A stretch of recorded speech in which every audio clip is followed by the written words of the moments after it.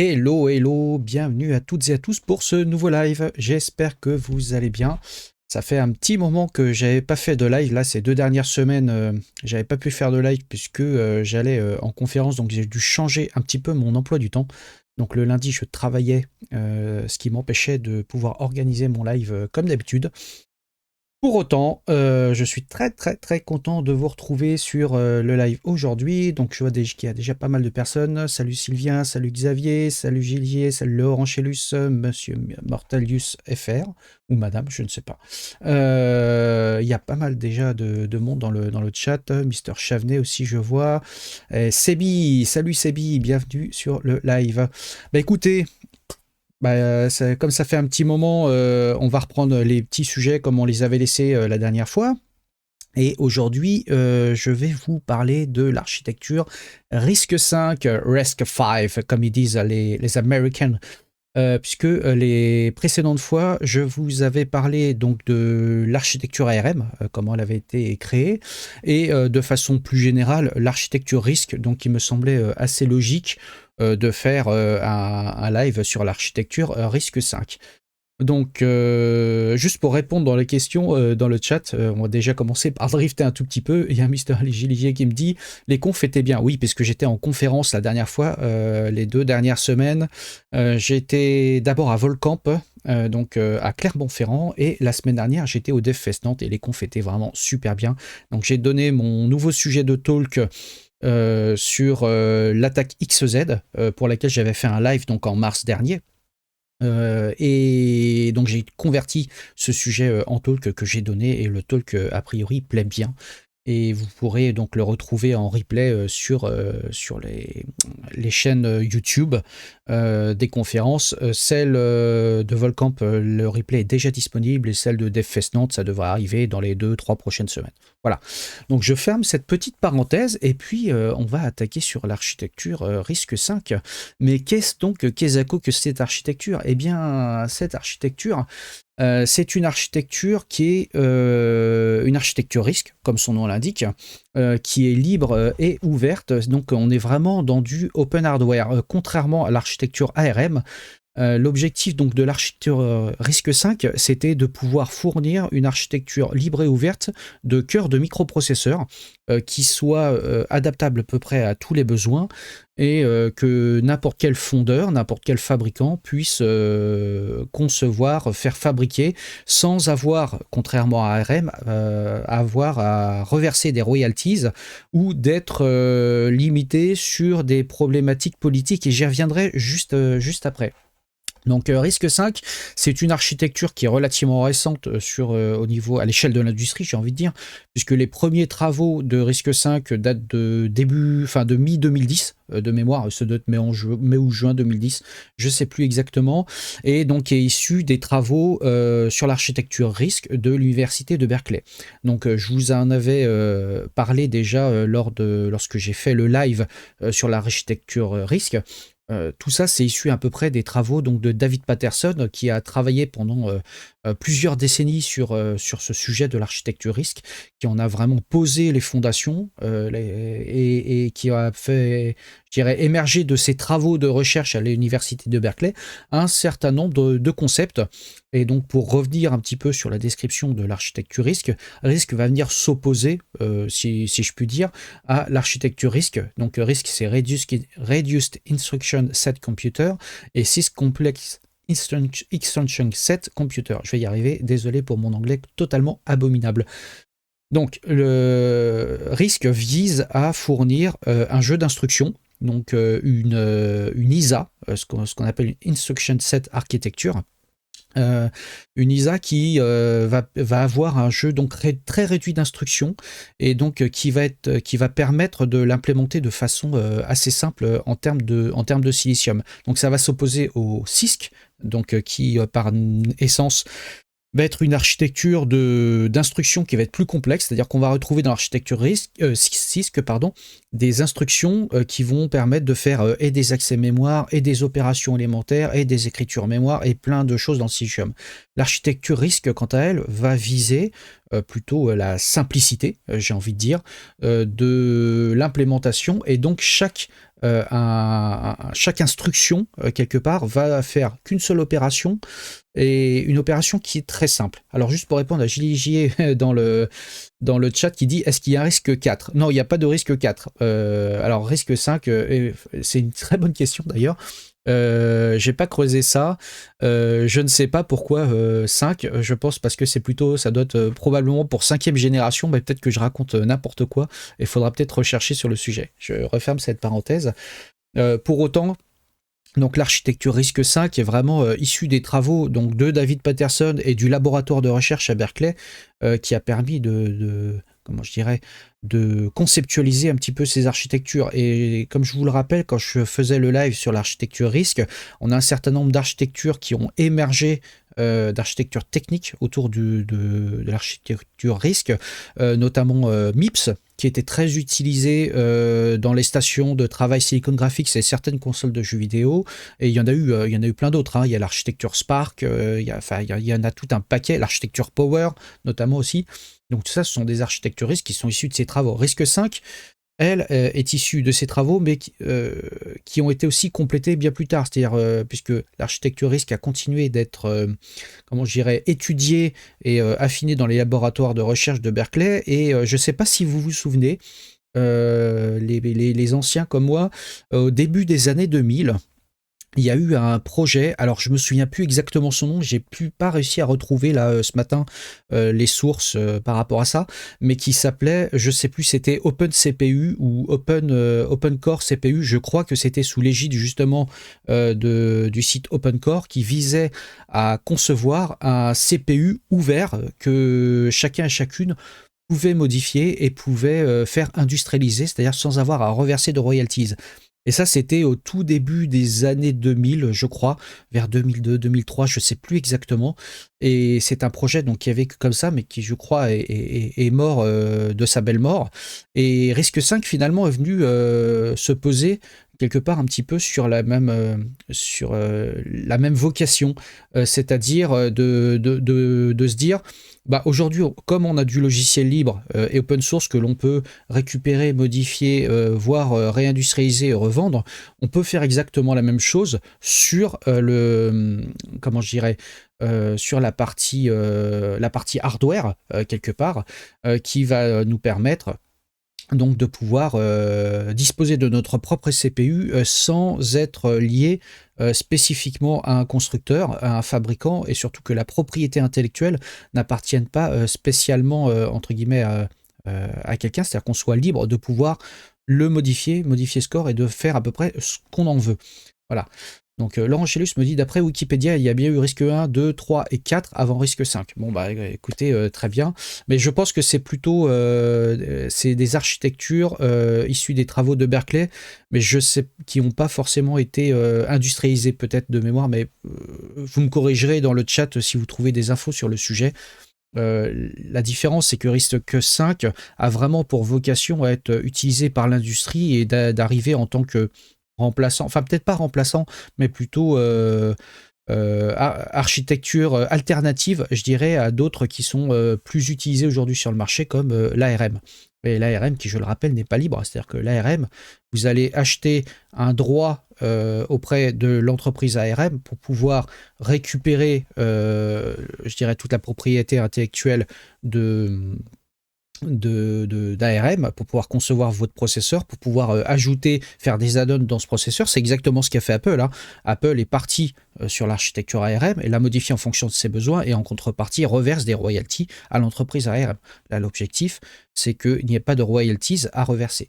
Donc cette architecture, vraiment dans le détail, c'est quelque chose qui a été donc mis en place tout début des années 2010, et qui a évolué donc dans la version 0 à la version 1 et la version 1 à la version 2. Et je vais surtout me baser sur la version 2 parce que jusqu'aux versions 2, l'architecture risque 5, c'était plutôt, je dirais, essentiellement des travaux de recherche qui n'ont pas réellement abouti sur une forme d'industrialisation, mais qui a permis de bootstrapper déjà une fondation, la fondation risque 5, cette fondation à laquelle participent de très très grands acteurs du silicium. On peut retrouver dedans IBM, Nvidia et plein d'autres. qui participent donc, qui font partie de cette fondation et donc qui font partie des groupes de travail autour du risque 5. L'architecture risque 5, donc elle va définir un certain nombre de choses qui sont très simples, c'est-à-dire donc l'ISA, j'en ai parlé tout à l'heure, Instruction Set Architecture, donc qui va permettre de définir ce qu'un CPU risque 5 est capable de faire, c'est-à-dire le nombre de registres, les opérations de gestion sur la mémoire, les opérations au niveau de l'ALU, c'est-à-dire ajouter, soustraire, multiplier, diviser, s'il y a des extensions sur la gestion des nombres flottants, s'il y a des extensions particulières dans les instructions pour gérer tout ce qui est SIMD par exemple, Single Input Multiple Data, Single Instruction, pardon, Multiple Data, donc le fait de pouvoir manipuler plusieurs données avec une seule instruction, etc., d'utiliser des instructions vectorielles et j'en passe. Donc en fait, comme aujourd'hui sur le domaine des microprocesseurs, il y a beaucoup de beaucoup de besoins et beaucoup de façons de faire pour pouvoir concevoir un processeur, il a été décidé que sur l'architecture RISC-V, de base, elle fournit juste un minimum de choses, c'est-à-dire un nombre de registres qui sont aujourd'hui au nombre de 32 registres, sauf sur la partie embarquée, la partie microcontrôleur qui est au nombre de 5. Et donc ça, c'est au nombre de registres sur la partie gestion des nombres entiers, et sur la partie flottante, quand on utilise les extensions flottantes, d'avoir aussi 32 registres flottants pour pouvoir effectuer nos opérations.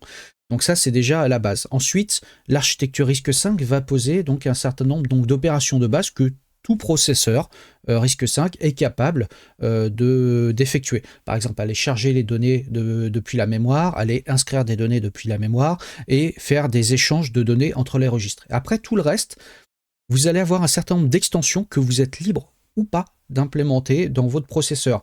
Et ces extensions, en fait, elles sont dénommées à l'aide d'une lettre. Par exemple, vous allez avoir du risque 5, et si vous avez l'extension M, ça va vous dire que le processeur qui est implémenté avec cette extension supporte les multiplications et les divisions entières.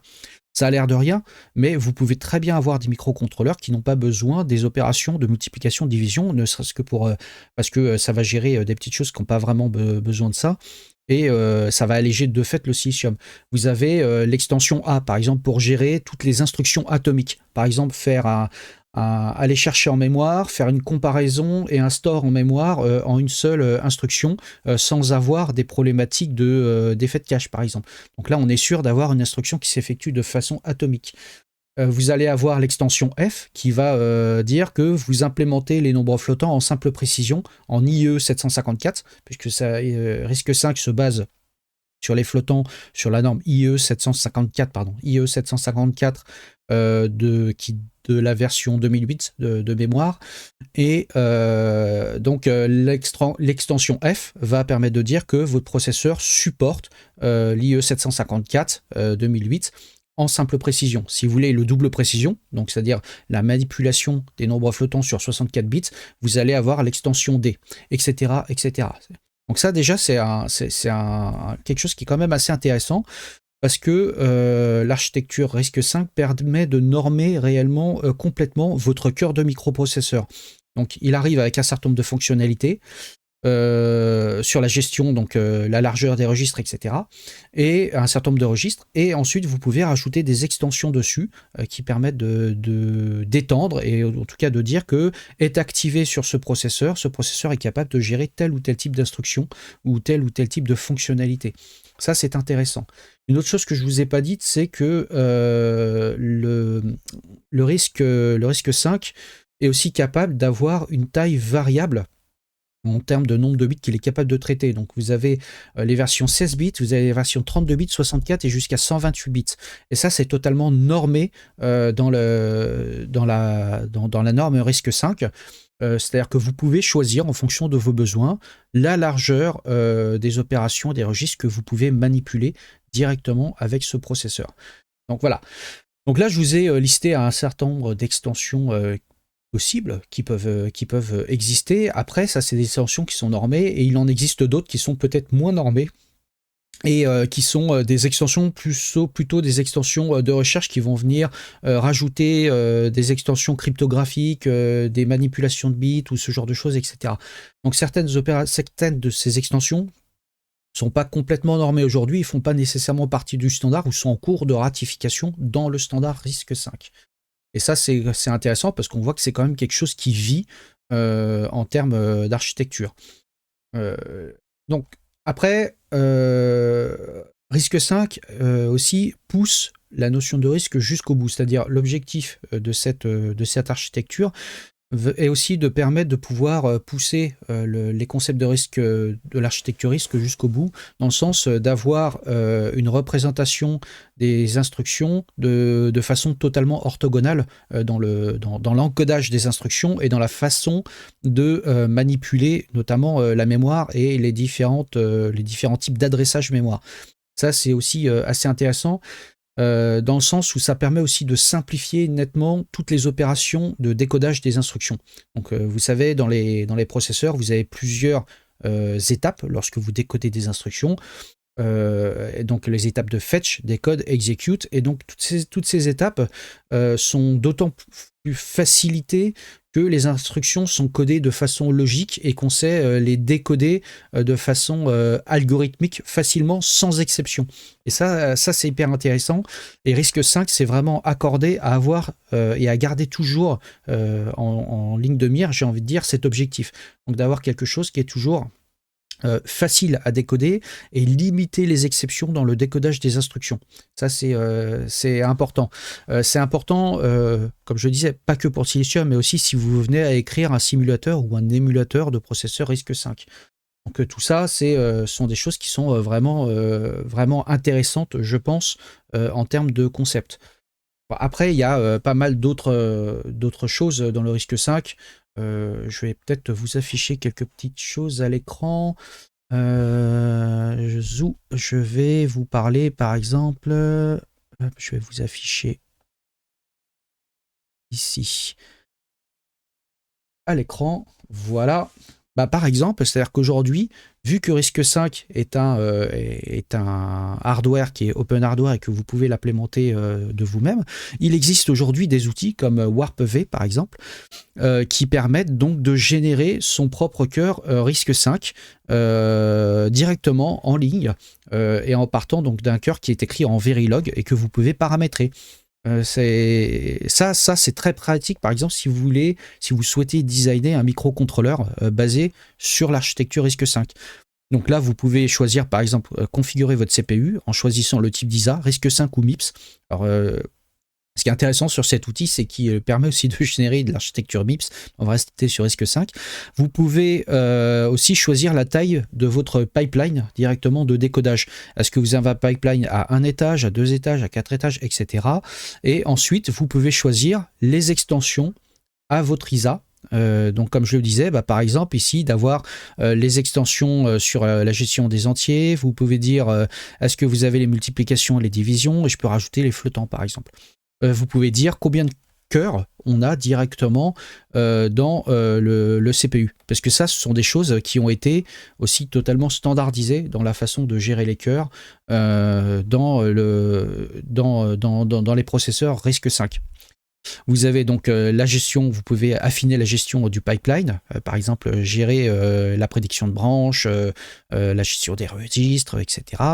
Vous avez différents aussi composants que vous pouvez ajouter. La gestion de la mémoire, ça pour le coup, il n'y a pas de choses à paramétrer. Et sur le Verilog, donc le code Verilog qui, je le rappelle, est un langage de description hardware électronique, vous pouvez dire qu'est-ce que je génère, est-ce que j'applique ou pas des optimisations, est-ce que je rajoute ou pas certaines options possibles de customisation, etc. Et ensuite à la fin, vous pouvez directement générer votre programme, des programmes de test, et puis pouvoir générer directement votre cœur que vous pouvez synthétiser en Verilog et que vous pouvez directement injecter dans un FPGA, ne serait-ce que pour tester votre architecture, et ensuite, si le cœur vous en dit, de faire industrialiser finalement ce cœur. Ça a l'air de rien, mais c'est des choses qui sont assez intéressantes, c'est des choses qu'on ne peut pas faire avec des architectures plus anciennes, notamment aujourd'hui, déjà d'une part, les architectures x86-64 par exemple ne sont pas libres en tant que telles. Et puis, elles sont beaucoup trop complexes, elles héritent de beaucoup trop d'années, presque 50 ans finalement d'ajout de couches sédimentaires dans l'architecture. Là, on a une architecture je qualifierais de plus propre, qui permet donc de construire votre CPU un peu comme bon vous semble. Alors, vous allez me dire, puisque c'est si beau, puisque c'est un monde idyllique, mais pourquoi tous les ordinateurs n'utilisent pas finalement le RISC-V aujourd'hui? Bah, en fait, il y a plusieurs raisons à ça. D'une part, lorsque RISC-V est arrivé sur le marché en tant que projet open hardware, libre, déjà beaucoup de fondeurs ont vu ça d'un mauvais œil, et aussi notamment les politiques. Ce qu'il faut savoir, c'est que c'était donc un projet qui était issu de l'université de Berkeley, donc aux USA. Lorsque Trump était président aux USA, il a essayé de faire pression pour justement faire appliquer des lois américaines sur l'export de la technologie, notamment la technologie RISC-V, et donc d'en limiter, je dirais, sa diffusion, et notamment pour les pays plutôt asiatiques. Il a essayé de faire pression sur TSMC, que l'on connaît bien, qui est fabricant de puces à Taïwan, pour les forcer à fabriquer tout ce qui est à base de RISC-V sur le sol américain, par exemple.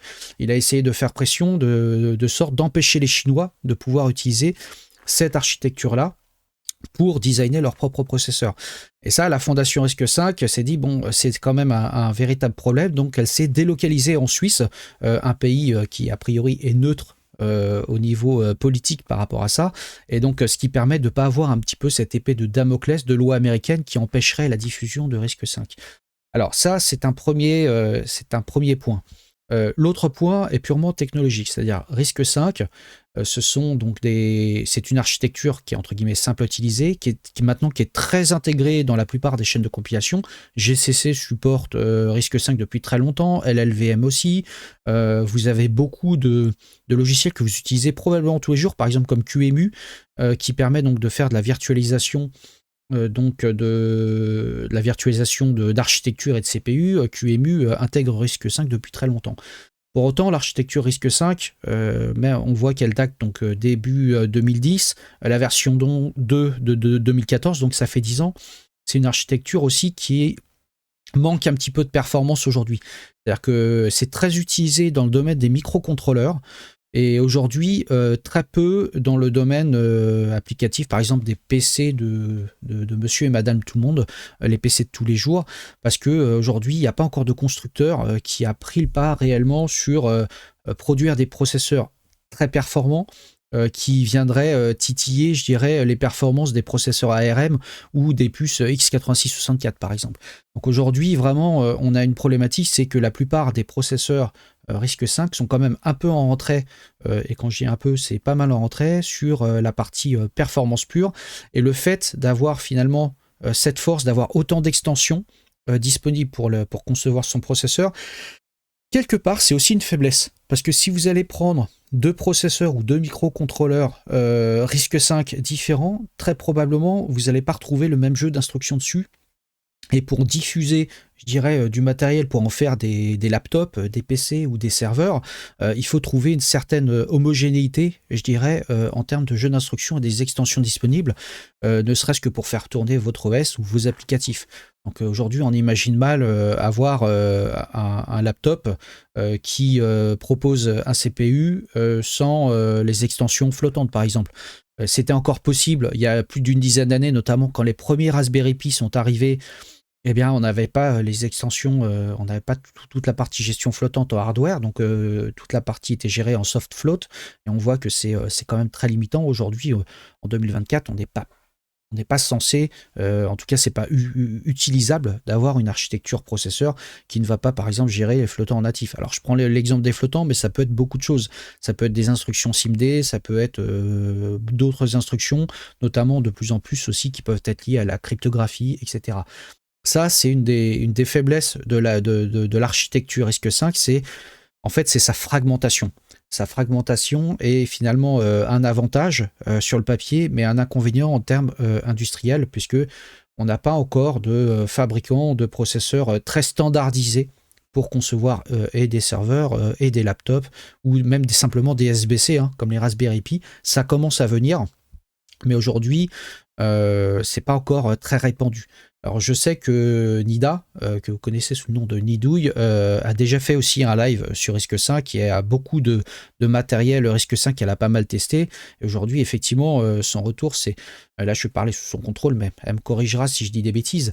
Elle me dira, elle dit que finalement, cette architecture est quand même encore un peu décevante et pas encore prête pour un usage pour monsieur, madame, tout le monde.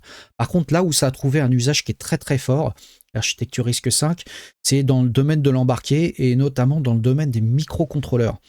Les microcontrôleurs, c'est vraiment un champ énorme d'applications puisque toutes les entreprises qui fabriquent de l'électronique, de plus en plus maintenant, ils ont besoin de microcontrôleurs généralistes sur lesquels ils ont de plus en plus envie d'avoir la possibilité de fabriquer et d'être, comment je dirais, en maîtrise de la production de leurs microcontrôleurs. Je pense notamment à Western Digital qui utilise donc dans ses disques durs depuis quelques années maintenant des microcontrôleurs qui sont basés sur l'architecture Risque 5 que eux-mêmes conçoivent, maintiennent et fabriquent. Et donc ça leur apporte une grande souplesse finalement dans l'exécution de la fabrication de leurs disques durs. Mais aussi, ça leur permet d'avoir quelque part les microcontrôleurs qui sont adaptés à leurs besoins propres. Et ça, c'est quelque chose qui est de plus en plus répandu dans le domaine de l'industrie. Le fait d'avoir des microcontrôleurs sur Risque 5. D'ailleurs, sur les dernières versions du microcontrôleur RPI 2040, là, vous savez, qui est le microcontrôleur qui est fabriqué par la fondation Raspberry Pi, ils ont inclus un cœur Risque 5 dedans, ce qui permet finalement... on voit ce qui permet d'avoir une pénétration du marché et surtout d'avoir un cœur différent avec une technologie différente du cœur ARM habituel qui est utilisé. Voilà. Alors Sylvain me dit dans les commentaires, il y a aussi tous les nouveaux ESP32, tous les nouveaux ESP32 qui sont plus basés sur de l'architecture ARM, mais qui sont de plus en plus basés sur du Risque 5 pour exactement les mêmes raisons.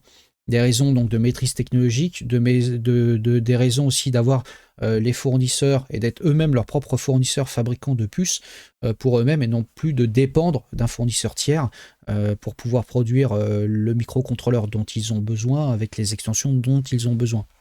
Ça, c'est quand même, je trouve, plutôt intéressant d'un point de vue industriel pour tout ce qui est microcontrôleur. Par contre, tout ce qui est CPU aujourd'hui, pas se mentir, on est encore un peu loin du ballon sur un usage en production dans des serveurs ou dans des laptops ou des desktops. Pour autant, encore une fois, la Chine y travaille énormément puisque la Chine profite énormément du fait que l'architecture Risque 5 est ouverte pour pouvoir quelque part un peu rattraper son retard sur le marché des semi-conducteurs. Ils investissent énormément d'argent, énormément de recherche justement sur l'architecture Risque 5 pour avoir leur indépendance technologique et ne plus dépendre nécessairement des fabricants traditionnels de puces et notamment toute la partie x86-64.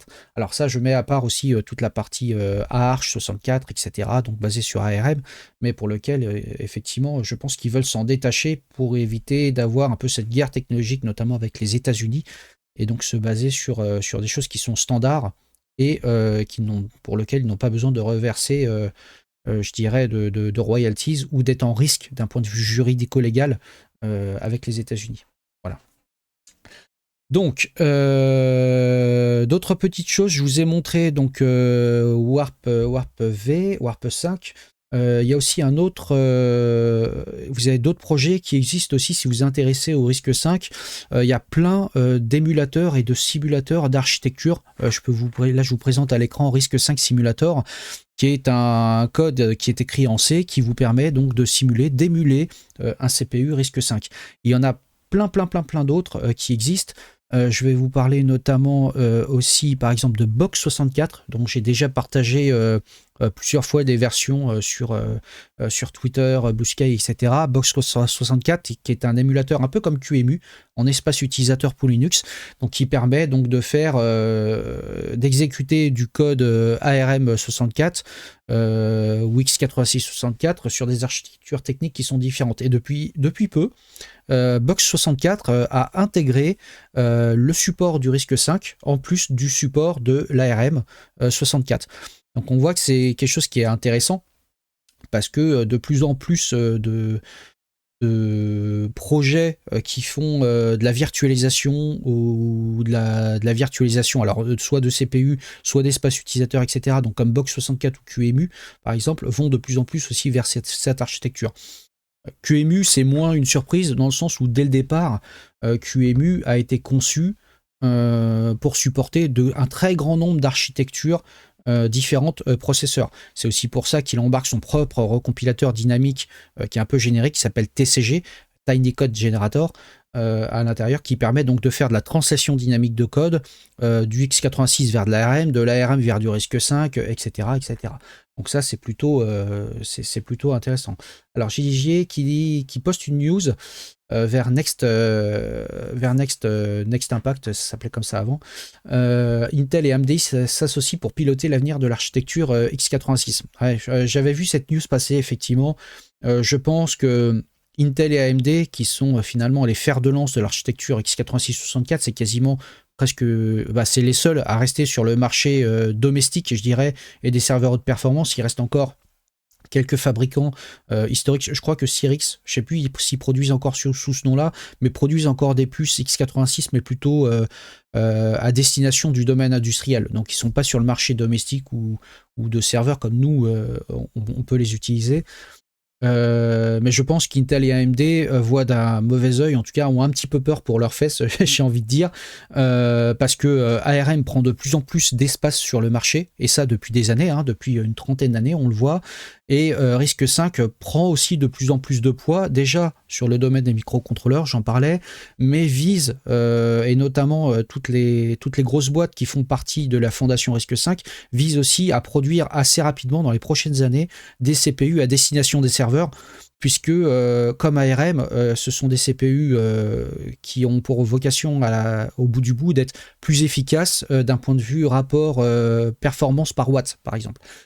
Et ça, c'est quelque chose sur lequel vraiment la fondation RISC-V travaille énormément, et beaucoup de constructeurs se disent, voilà, si on peut fabriquer nos propres processeurs sans être liés encore une fois à une licence ARM, et d'avoir nos propres processeurs avec une bonne efficacité énergétique par rapport à la puissance déployée, évidemment, Intel et AMD voient ça un petit peu comme une menace, parce qu'aujourd'hui, ils sont quand même, Intel avec ses Xeon, par exemple, pour tout ce qui est serveur, sont des très bons processeurs en tant que tels, qui sont performants, qui sont puissants, mais qui ont une efficacité énergétique que je qualifierais de nettement perfectible. Voilà, on va pas se mentir.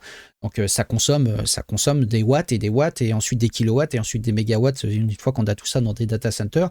Et je pense qu'aujourd'hui, on est vraiment sur une approche, notamment de tous ceux qui fournissent du service autour de la partie hébergement, donc des serveurs, d'avoir finalement des processeurs dotés de plein de petits cœurs, mais avec une très bonne efficacité énergétique. Je crois qu'il y a l'architecture Ampère qui fournit donc des processeurs avec 128 ou 256 cœurs déjà, donc basés sur du ARM, mais avec une très bonne efficacité énergétique si on le met en comparaison à du Xeon d'Intel, par exemple.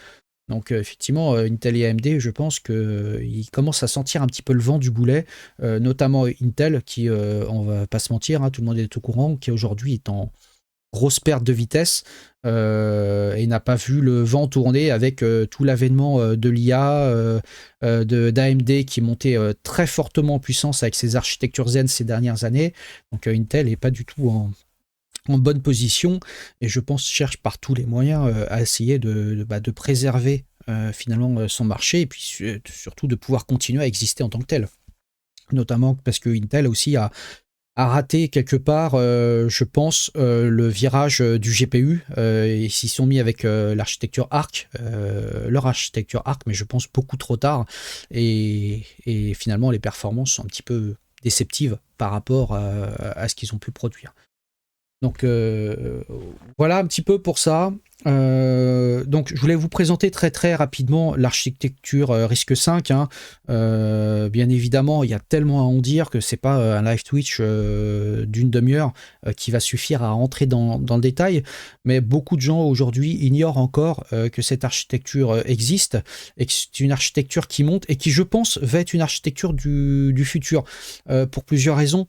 parce que d'une part, elle est open hardware, donc c'est l'open source côté matériel, elle est open hardware, et ça je pense que c'est une vraie force si le marché arrive à trouver finalement un consensus sur la façon de fournir des CPU, je dirais, relativement compatibles entre eux, pour le futur, et surtout avec un niveau de performance qui soit acceptable. Je pense que avoir des laptops, ou par exemple je prends les laptops qui consomment peu, c'est très bien pour l'autonomie, mais il faut aussi que ça puisse déployer une puissance qui est suffisante pour pouvoir travailler tous les jours dessus.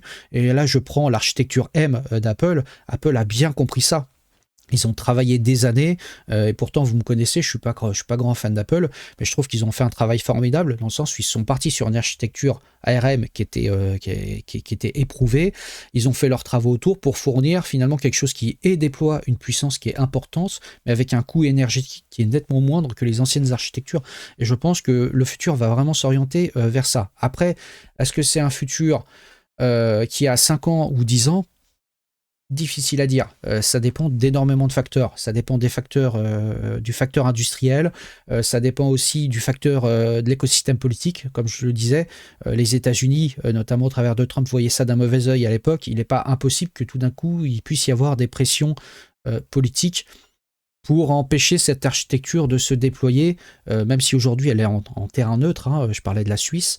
Mais aujourd'hui, on voit la Chine qui monte en puissance sur ces sujets, et beaucoup de pays essayent de lui couper l'herbe sous le pied, d'éviter d'utiliser toutes ces technologies, qu'elles soient donc open hardware ou open source.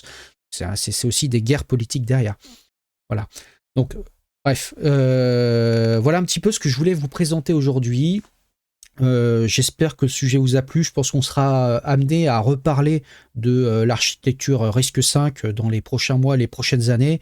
Moi, j'ai pas encore de SBC RISC-V chez moi pour faire joujou avec. Je vais en commander, je pense, assez prochainement, parce que moi, ça m'intéresse notamment pour toutes les parties portage d'émulateurs et de choses comme ça. Vous me connaissez, j'aime beaucoup travailler sur ces sujets, et donc j'ai envie de commencer à manipuler, mais il faut trouver, encore une fois, la bonne SBC dont on sait qu'elle a aussi de l'avenir. Enfin de l'avenir en termes de support matériel, hein, puisque en termes de support logiciel, les Debian et d'autres distributions, les chaînes de compilation, etc., supportent déjà cette architecture, ce qui est déjà bien. C'est déjà un grand progrès. Il y a même Haiku, donc le fork de BIOS, hein, qui supporte l'architecture RISC-V. Donc sachez-le. Voilà. Donc écoutez, on en reparlera, je pense, lors de prochains lives. Je commanderai du matériel. Peut-être que je m'appuierai sur l'ami Titi Moby qui est ici dans le live, qui doit en avoir aussi dans sa besace. Et d'ailleurs, en parlant de l'ami Titi Moby, je crois qu'il fait un live, me semble-t-il. Titi, est-ce que tu m'entends? Il me semble que tu fais un live. Et donc, on va aller faire le raid des familles chez notre ami, qui a, je pense, et je crois savoir qu'il y a beaucoup de choses à nous raconter une fois de plus. Donc, je prépare ce petit raid, Titi Moby, et comme ça, on va pouvoir aller l'écouter avec un plaisir non dissimulé. Écoutez, merci à toutes et à tous d'avoir été sur ce live. La semaine prochaine, je ferai un live aussi. Je ne sais pas encore sur quel sujet, mais ça reste un mystère, mais je trouverai bien.